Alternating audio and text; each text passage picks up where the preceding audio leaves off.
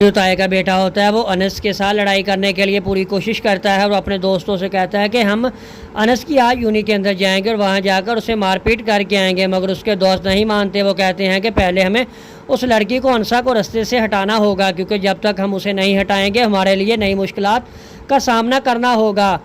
تو انس جیسے ہی گھر آتا ہے تو اس کا طائع کا بیٹا اسے بلا لیتا ہے اور کہتا ہے کہ وہ لڑکی کون ہے۔ تو انس پوچھتا ہے کہ میں اس لڑکی، کہتا ہے کہ میں نہیں جانتا۔ وہ کہتا ہے کہ تم اس لڑکی کو جانتے ہو، اگر تم اس لڑکی کو نہیں جانتے تو پھر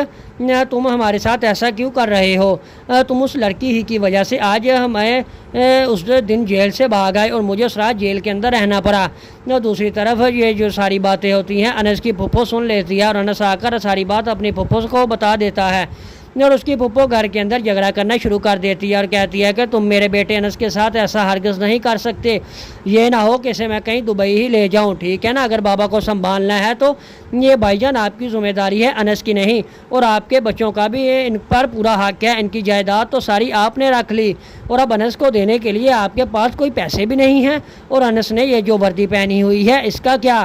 آپ تو اسے وردی بھی لے کر نہیں دے سکتے، اس لیے اسے کپڑے میں نے ہی لے کر دیے ہیں اور آپ لوگوں کو کوئی اعتراض نہیں ہونا چاہیے۔ تو انس کا جو طائع ہوتا ہے وہ خاموش ہو جاتا ہے اتنی سی بات سن کر، اور دوسری طرف جو انس کی کزن ہوتی ہے وہ انس سے جھگڑا کرنا شروع کر دیتی ہے اور کہتی ہے کہ تم نے چند کپڑوں کی خاطر اپنے آپ کو بیچ دیا اور ہماری شکایتیں تم تائی جان کو لگا رہے ہو۔ اور دوسری طرف جو انسا ہوتی ہے اس کا بھائی بھی اسے گھر سے نکالنے کی پوری تیاری کر لیتا ہے، مگر انسا ایک مضبوط لڑکی ہوتی ہے، اسے گھر سے نکالنا اتنا آسان نہیں ہے جتنا اس کا بھائی سمجھ رہا ہے، اسے یہ نہیں